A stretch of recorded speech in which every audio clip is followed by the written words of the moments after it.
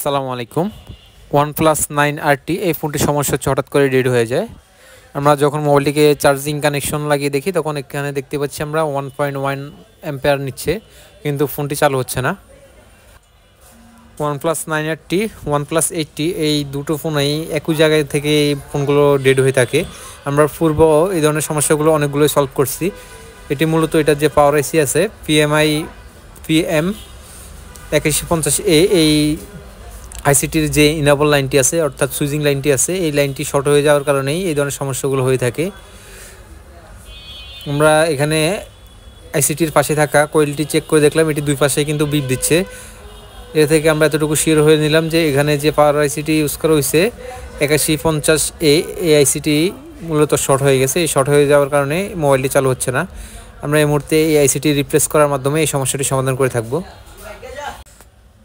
OnePlus-এর মাদারবোর্ডগুলোতে এগুলোর আইসির নিচে যে বল পেস্টগুলো ইউজ করা থাকে এগুলো অত্যন্ত হাই টেম্পারেচারের বল পেস্ট ইউজ করা থাকে, তাই এগুলো উঠানোর সময় আমাদেরকে অনেকটাই সময় নিয়ে আস্তে আস্তে উঠাতে হয়, কারণ এগুলো নিচে যে বল পেস্টগুলো ইউজ করা থাকে এগুলো গলতেই অনেকটা সময় নিয়ে নেয়।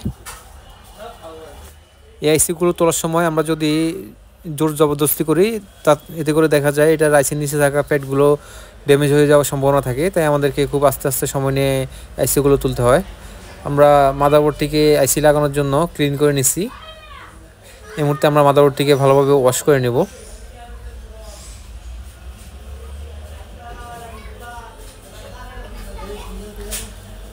আমরা আমাদের মাদারবোর্ডটি এখন নতুন আরেকটি আইসি লাগানোর জন্য একদম প্রস্তুত। তার আগে আমরা এই কয়েলটি এখানে পুনরায় চেক করে নেব এখানে কোনো শর্টিং দেখায় কিনা।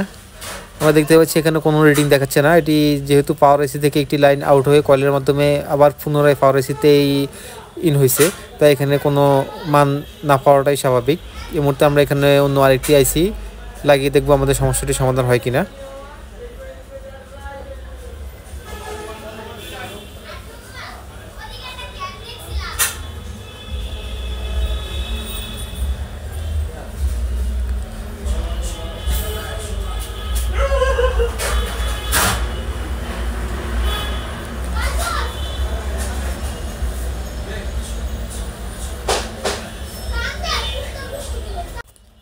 আমরা আইসিটিকে খুব সুন্দরভাবেই মাদারবোর্ডের সাথে লাগিয়ে নিয়েছি। এই মুহূর্তে আমরা মাদারবোর্ডটি একটু ঠান্ডা হওয়ার জন্য অপেক্ষা করবো। এর পরবর্তীতে আমরা মাদারবোর্ডটিকে ভালোভাবে ওয়াশ করে নিব।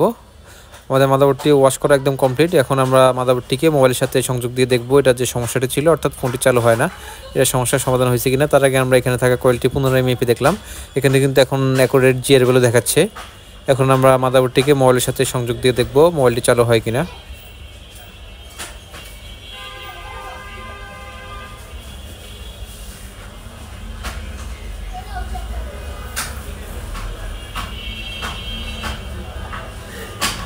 আলহামদুলিল্লাহ, আমাদের মোবাইলে কিন্তু OnePlus-এর যে লোগোটা ওটা কিন্তু চলে আসছে। এতে আশা করা যায় আমাদের মোবাইলটি যে সমস্যা ছিল ওটা সমাধান হয়ে গেছে।